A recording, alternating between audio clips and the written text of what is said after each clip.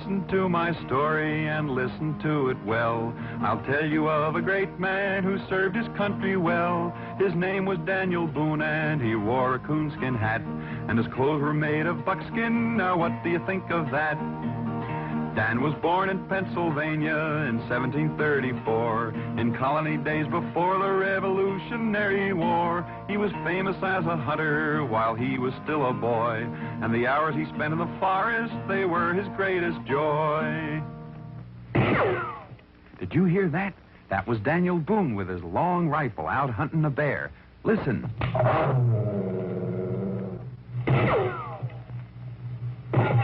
He got him. Daniel Boone shot that bear. That was when Daniel was only 15 years old. Yes, Daniel Boone was the greatest hunter and explorer this country ever had. Now, sometimes Dan hunted bears.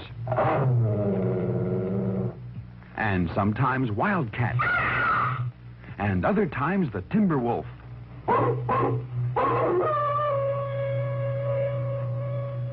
Daniel Boone loved to explore, too, and he was one of the first pioneers to see the Blue Ridge Mountains and the bluegrass region of Kentucky.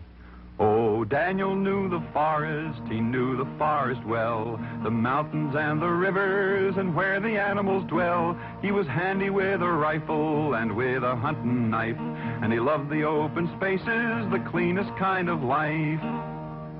Of course, there were other dangers in the forest in those days besides wild animals.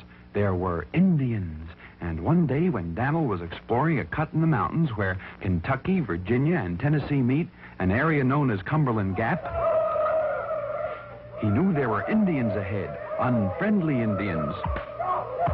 Quickly, Daniel turned around and silently he cut back on his own trail, but the Indians were behind him, too. Dan was surrounded. Dan fought like a wildcat. But the odds were just too great. He was captured and taken to the Indians' camp. The Indians knew Daniel's reputation, and they tied him to a tree post to prevent his escape. That night, when the Indians were asleep, Dan found a sharp piece of bark right back of where his hands were tied. Slowly and painfully, he rubbed the leather cord against the bark until at last he was free. Then, as quiet as a cat, he escaped. The Indians followed, but Daniel covered ground so fast that he left their swiftest runners behind. He covered 160 miles on foot in 4 days, and he met his friends, settlers from back east at Cumberland Gap. During the Revolutionary War, Dan was a major in the American Army, and his great knowledge of forestry and wood lore came in handy when he fought the British and the Indians on the British side. But he was friendly to many Indians because Daniel was a fair man to red men and to white, and he never used his rifle unless he had to fight. He didn't like big cities, he kept on moving west, and he helped to build our country and tame the wilderness.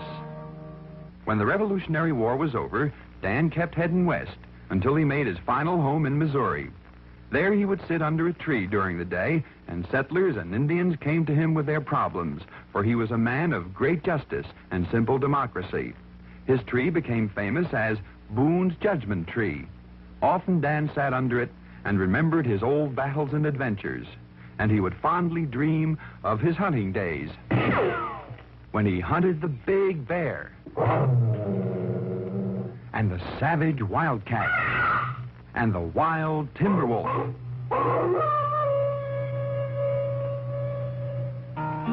And now you've heard my story, there is no more to tell. The story of Daniel Boone, who served his country well. His clothes were made of buckskin and he wore a coonskin hat.